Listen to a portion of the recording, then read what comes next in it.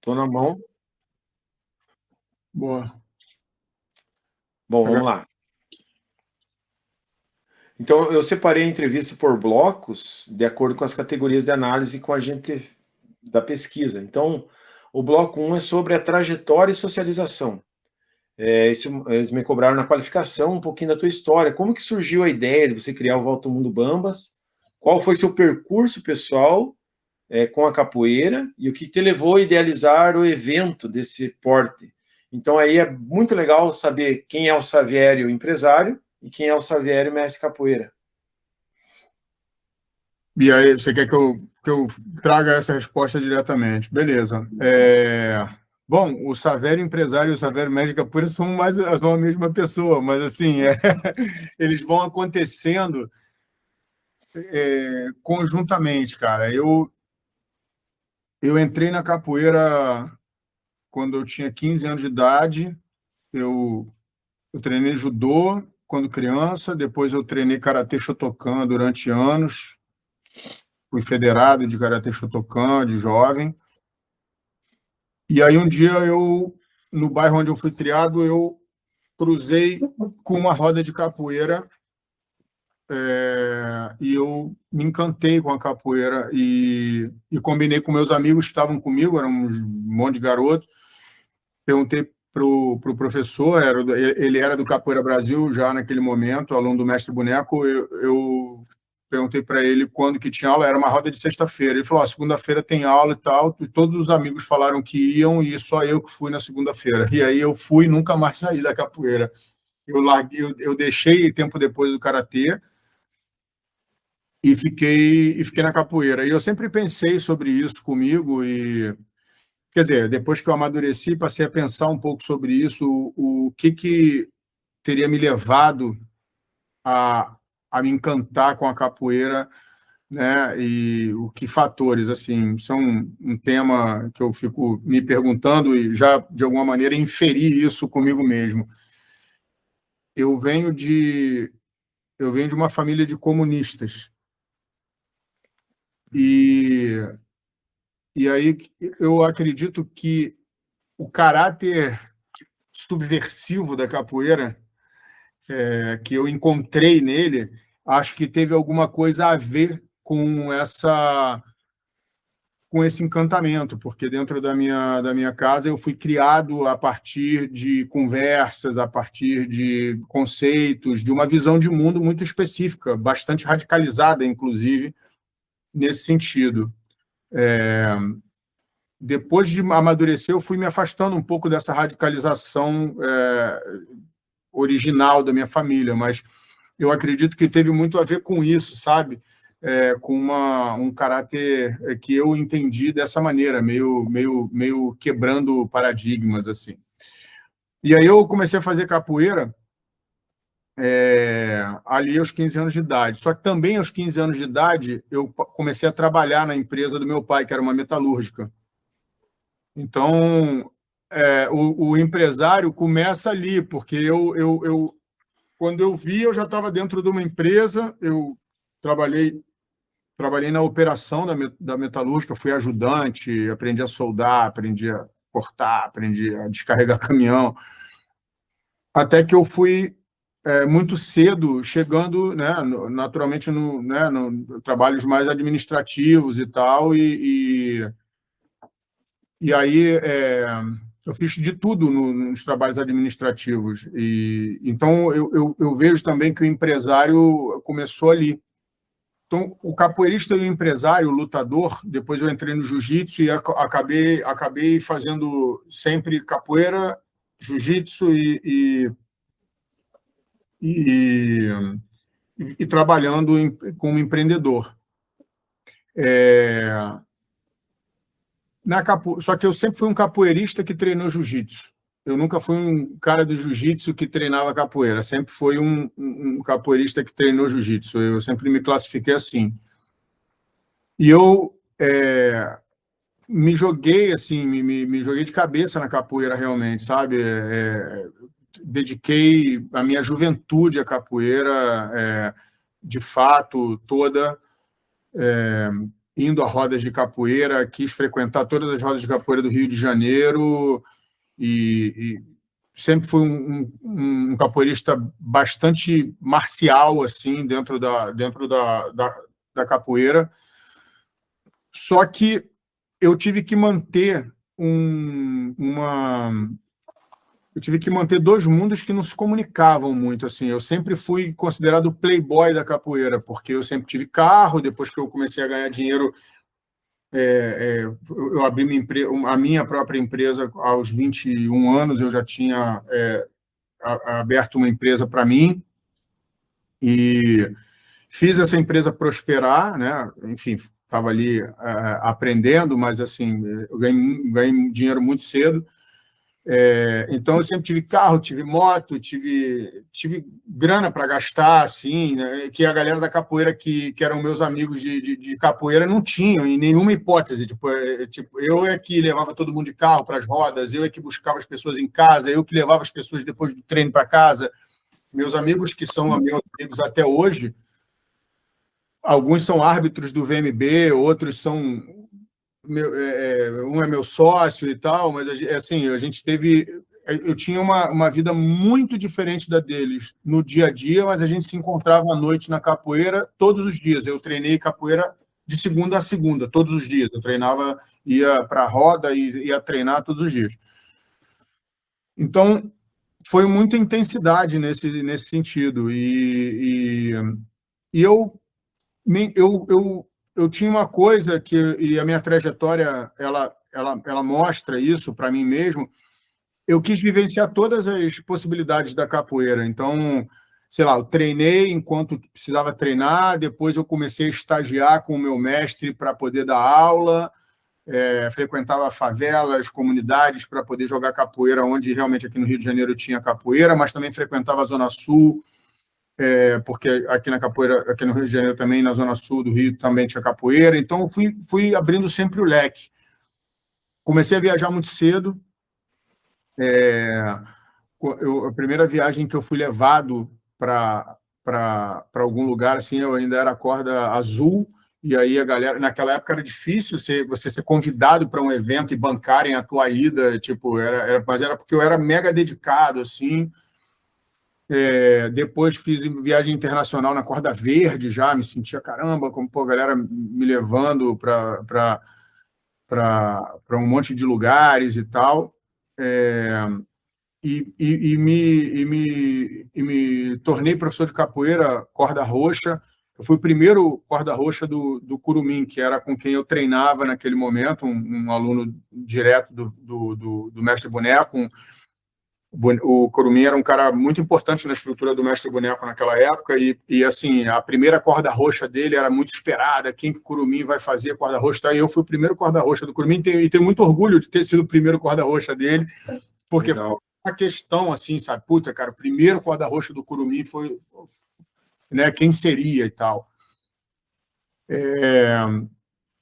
Só que, como eu estou falando, eu ia mantendo uma vida empresarial sendo construída enquanto eu estava jogando capoeira todos os dias. Então, eu dava aulas terças e quintas na academia dele. Segunda, quarta, sexta eu chegava, fazia todos os treinos, saía de lá 10, 10 e meia da noite, 11 horas, e ia para casa. No dia seguinte eu acordava, e uma época surfei, então eu ia às 6 horas da manhã, estava na praia, depois eu ia direto para o escritório, depois dava uma malhada, ia treinar capoeira, e minha vida era isso, basicamente exercício físico e trabalho, né? Enfim, empreender, né? Trabalhar, administrar e aprender um pouco do que seria isso.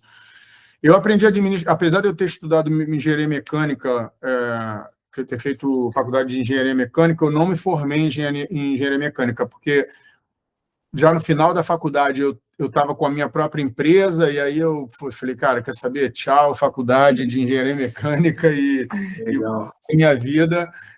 E aí depois acabei me formando em administração, mas eu já praticava administração de maneira intuitiva. Assim, eu tenho 50 anos, estou completando 50 anos esse ano, então naquela época não tinha Google, não tinha chat GPT, não tinha nada disso. Quer dizer, era muito mais na intuição, assim, sabe? Esse empresário que foi se construindo.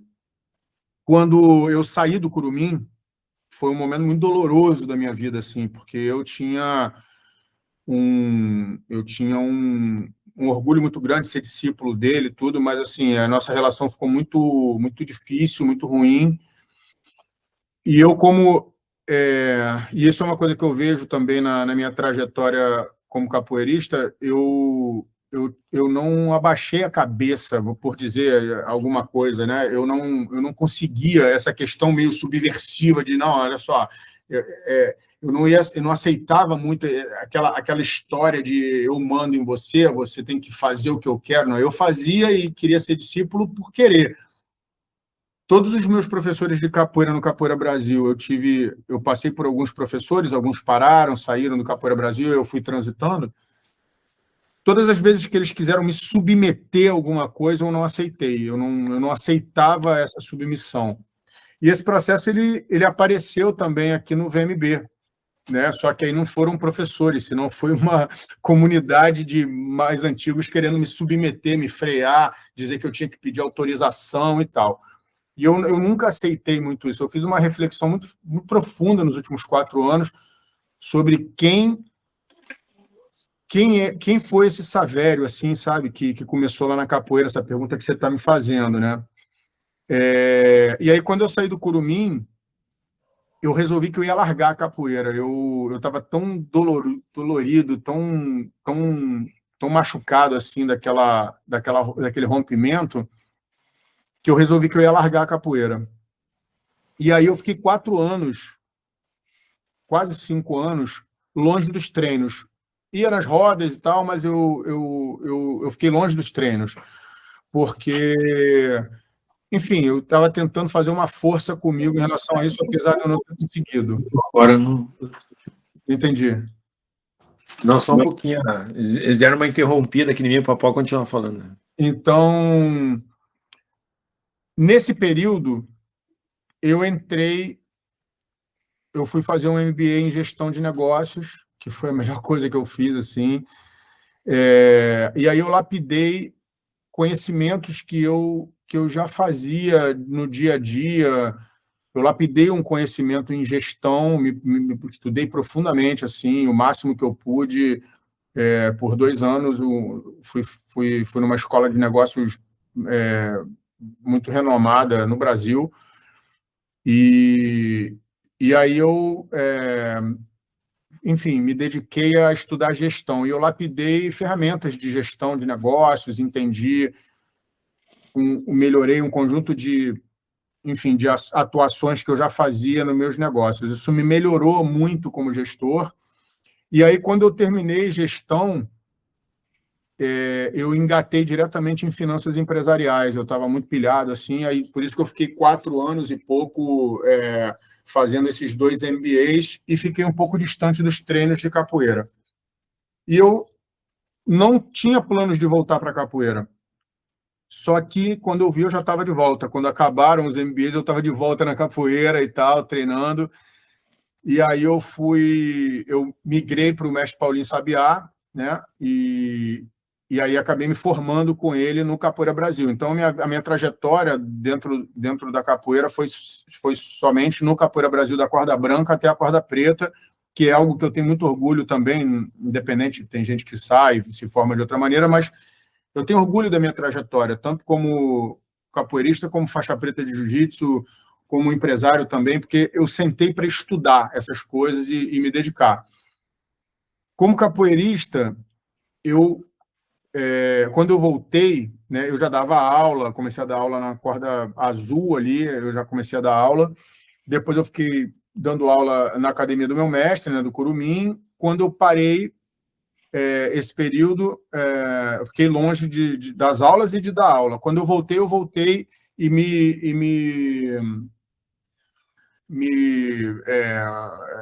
enfim, apliquei para uma vaga de voluntário num projeto social.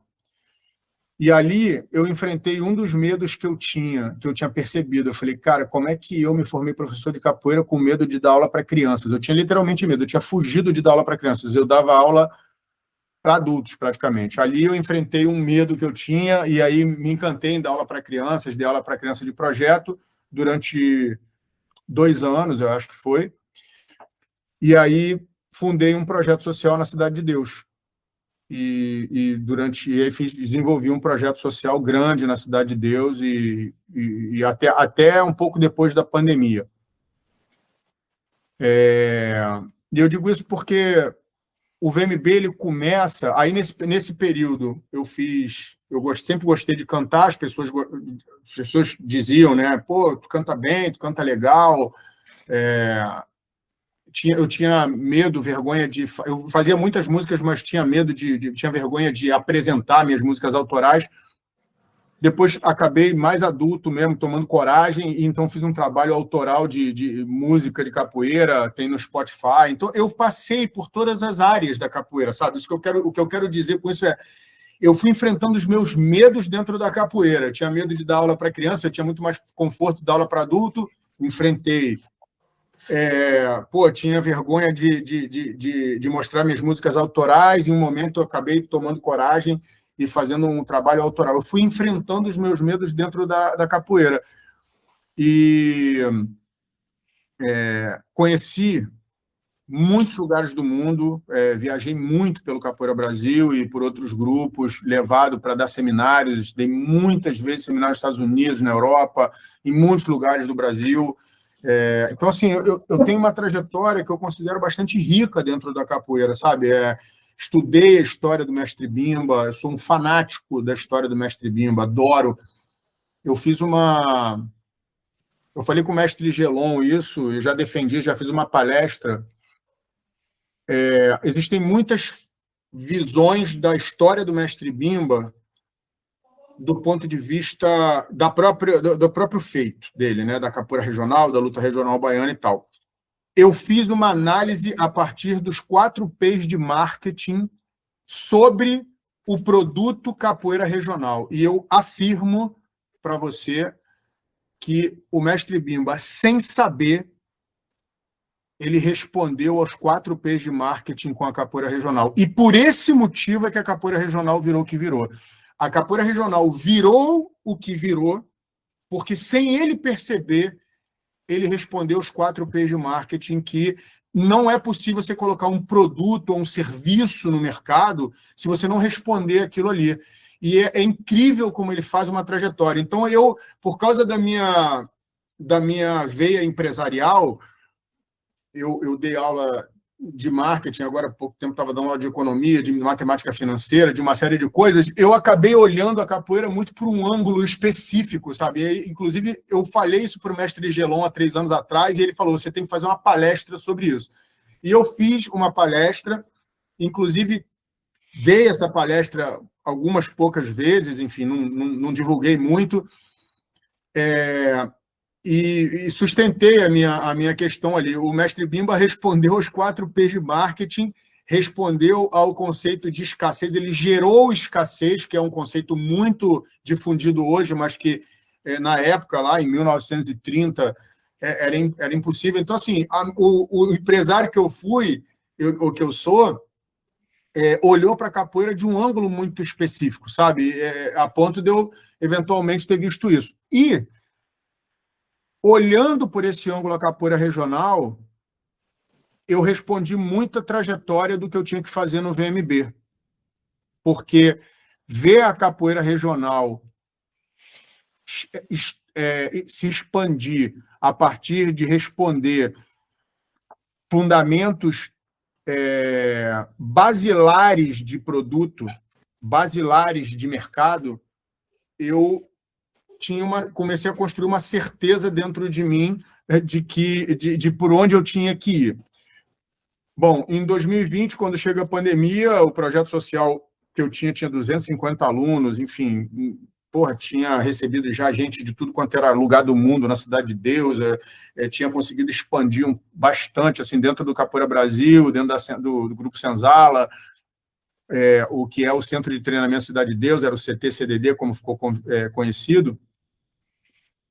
E aí, quando volta, metade dos alunos tinham tinha perdido tração, né? Todo mundo perdeu tração naquele momento ali, e aí eu falei, puta, cara, que frustração, né? Trabalhando há anos e anos aqui, vindo todos os dias ali para poder dar aula e tal, sair da minha empresa. Naquele momento eu trabalhava com construção civil, trabalhava com projetos Minha Casa Minha Vida, projetos muito grandes e tal.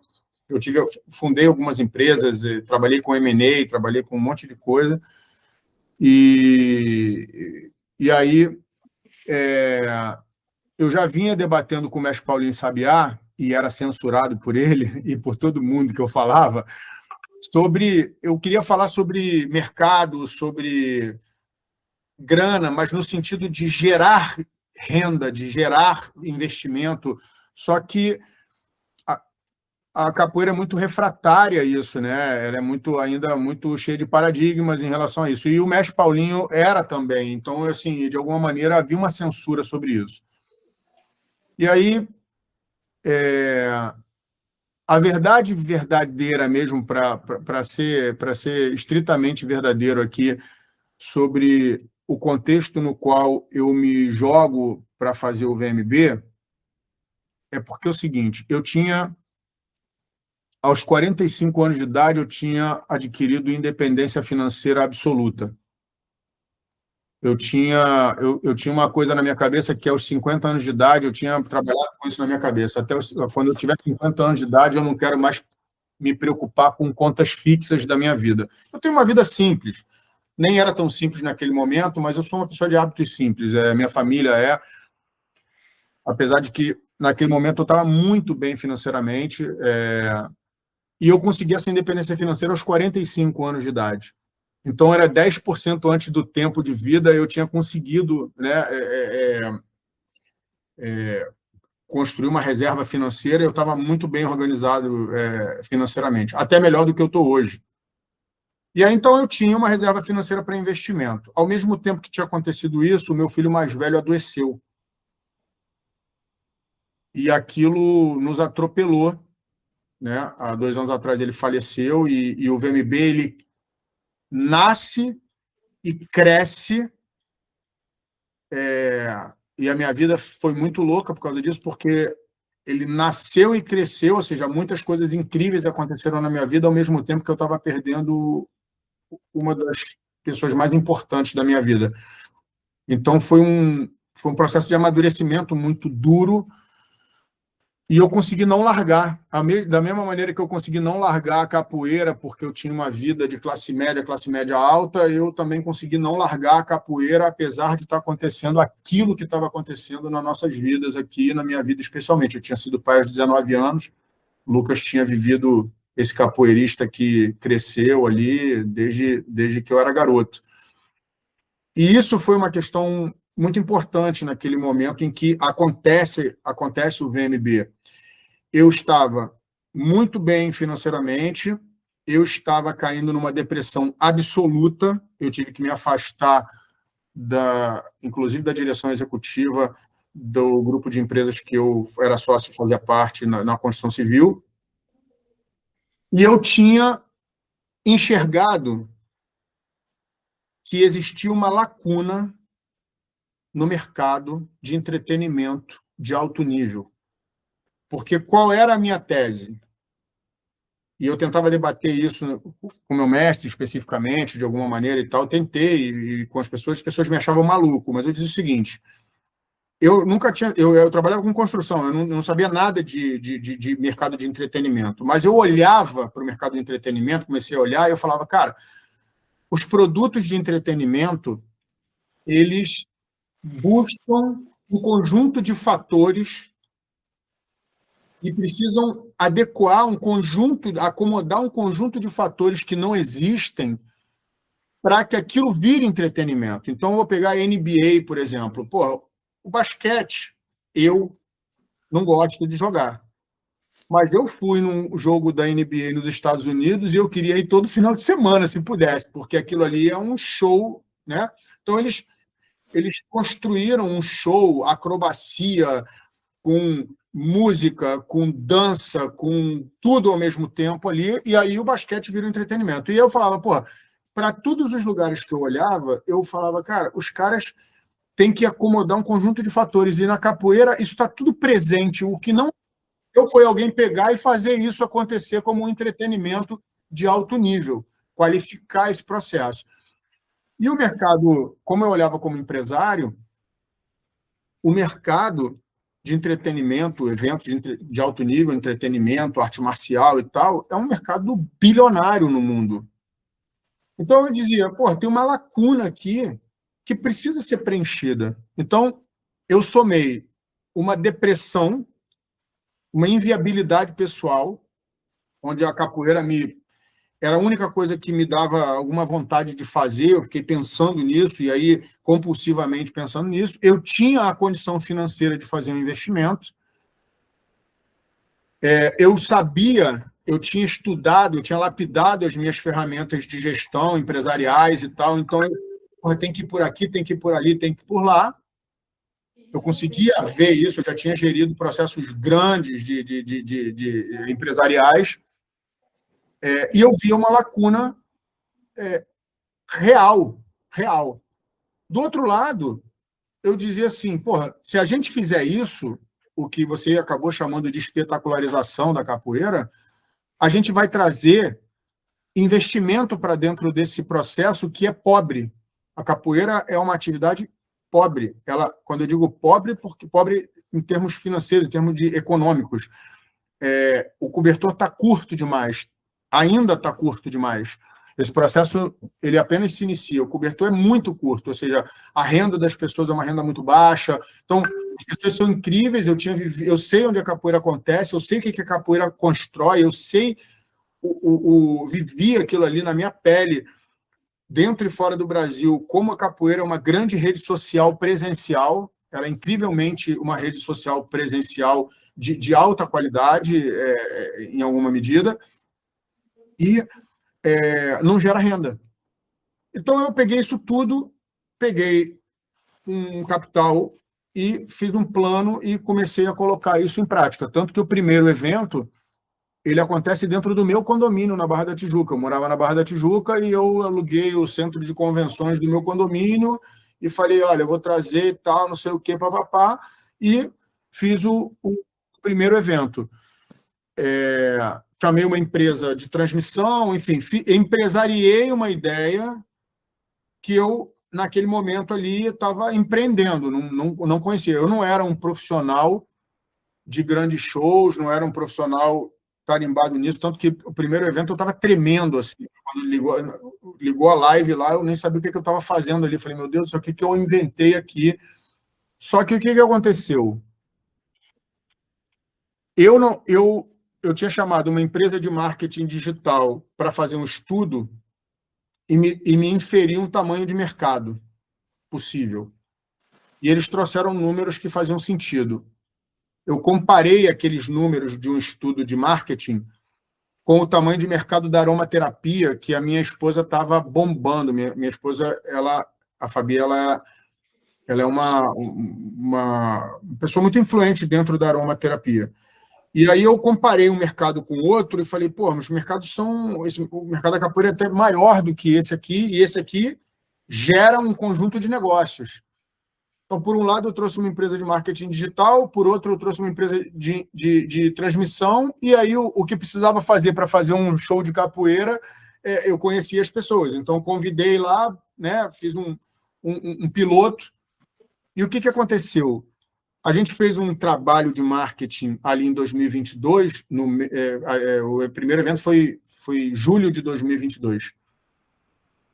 E aí, quando acabou o evento tinha 186 pessoas convidadas presencialmente, só que a live teve 33 mil pessoas vendo aquele evento.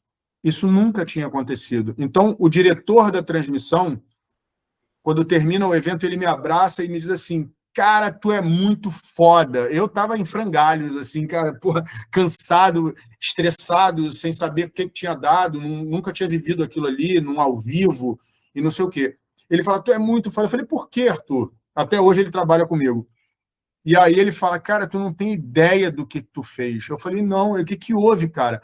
Ele falou, cara, tinha 7 mil pessoas simultaneamente, 33 mil pessoas entraram nessa live durante todo o evento. E aí eu falei, que isso, cara, você está falando sério? Ele foi e pegou um print da tela, né, do que ele estava controlando, e ele me mostra. E aí aquilo bateu no sino empresarial. Eu falei, cara, validei a minha ideia. Falei, puta, aqui está validado. E foi por esse resultado objetivo que eu continuei. E aí eu continuei aportando dinheiro nesse negócio, fomos fazendo os outros eventos.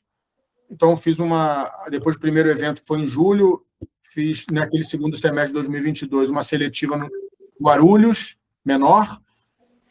Todo mundo estava numa loucura. Depois fiz uma seletiva no Rio de Janeiro, tudo recurso próprio. Depois eu fiz um VMB2 na Barra da Tijuca, ainda naquele ano. Aí bombou. E aí a gente vai para 2023. Em 2023, a gente faz uma seletiva muito grande no Tijuca Tênis Clube, aqui no Rio de Janeiro, que é um lugar muito emblemático para as artes marciais, de maneira geral. E aí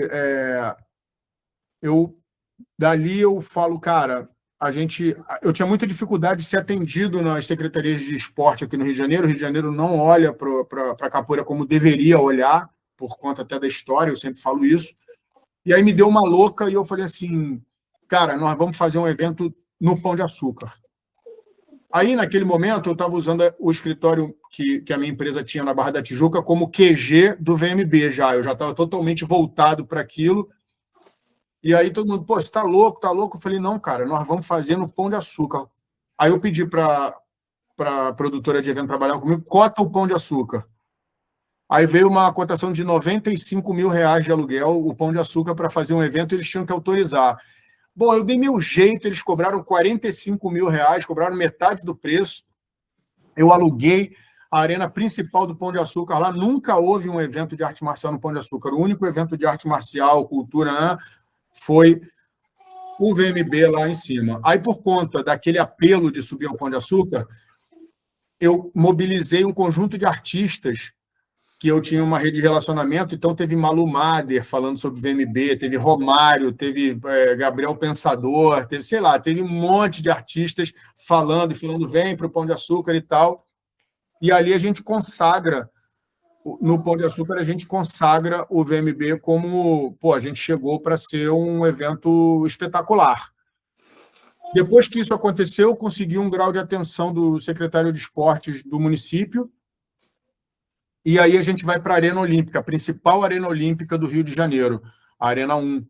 E a gente faz um evento e a gente coloca na arquibancada 4.500 pessoas para assistirem capoeira, enquanto a gente tinha 20 atletas jogando capoeira. Isso não existia. O que existia era o Mundial do Caminho, que eu fui várias vezes no Mundial do Caminho, você tinha ali 1.000 pessoas, 1.200 pessoas, só que 800 eram atletas, era diferente, né? Você tinha 800 atletas do mundo inteiro no Mundial e aí você tinha ali uma quantidade de pessoas ali. Eu tinha conseguido colocar no Pão de Açúcar 1.300 pessoas na arquibancada para olharem 20 atletas e depois eu consegui, no evento seguinte, botar 4.500 pessoas nas arquibancadas da Arena Olímpica para olharem 20 pessoas jogando capoeira. Então, a gente tinha invertido a lógica do negócio, né? E jogando as lives. Ali, eu tinha me colocado, Coati, um objetivo.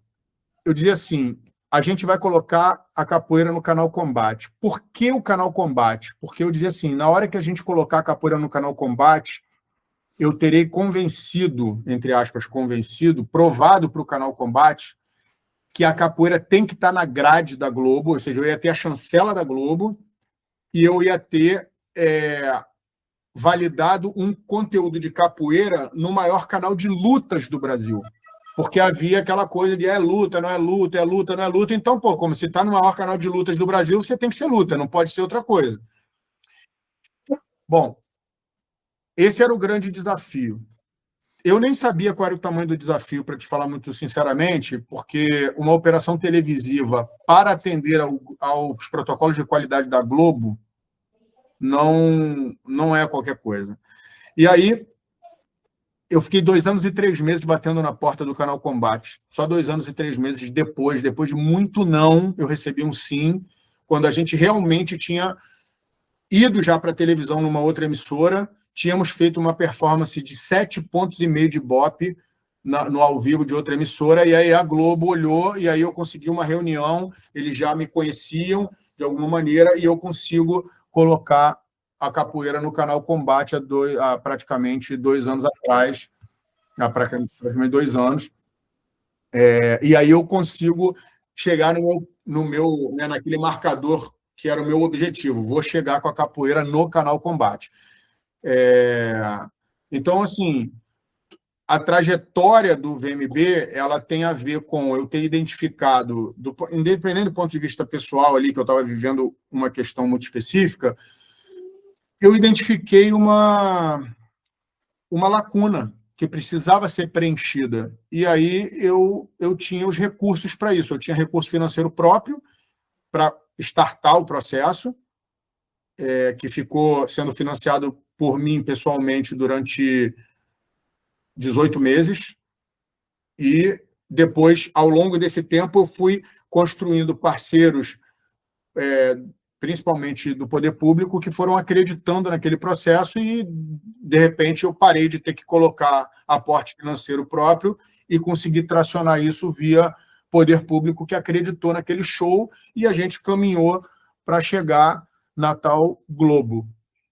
E agora a gente entrou na TV aberta de esportes, que é outra conquista. Então, basicamente isso. E nesse meio tempo, continuei sendo capoeira, me formei, enfim, continuei fazendo meu trabalho de capoeira, até que, realmente, dos últimos 4 anos, eu me tornei muito mais empresário da capoeira, capoeirista, mas empresário da capoeira, do que efetivamente dar aulas de capoeira. Até porque, eu finalizo com isso, hoje, se eu for dar aula de capoeira, por exemplo, aqui em Saquarema, eu vou arrebentar o mercado dos capoeiristas aqui, porque, evidentemente, se eu colocar uma aula de capoeira aqui, Savério do VMB, provavelmente vai ter já aluno saindo de um, de outro, e eu não quero, meu posicionamento não é esse, meu posicionamento é contribuir com a capoeira, não é buscar esse tipo de dinâmica. Então, eu parei de dar aula de capoeira e me dediquei a isso. Legal. Então, aqui a entrevista está dividida por blocos, né? Então, são 3 perguntas que quase que você respondeu as 3 numa paulada só. Então, eu vou fazer a pergunta 2 e 3, só confirmando. Se eu já respondi quando eu falei aquilo, você já deu várias respostas, alguns pontos importantes, esse paradoxo, né? Um comunista, que você se diz ser um comunista, mas não, que é eu não sou atacado... comunista, eu vim de uma família de comunistas, eu não sou comunista. Não, mas assim, desculpa o termo, mas veio de uma família de formação comunista e hoje é atacado como um capitalista selvagem. Totalmente. Seja um paradoxo aí, né? Mas, assim, isso aí é mais questão particular nossa, para a gente poder dar risada um pouco. Essa questão de você ver o mestre Bimba como um autodidata do marketing é importante para a pesquisa, né?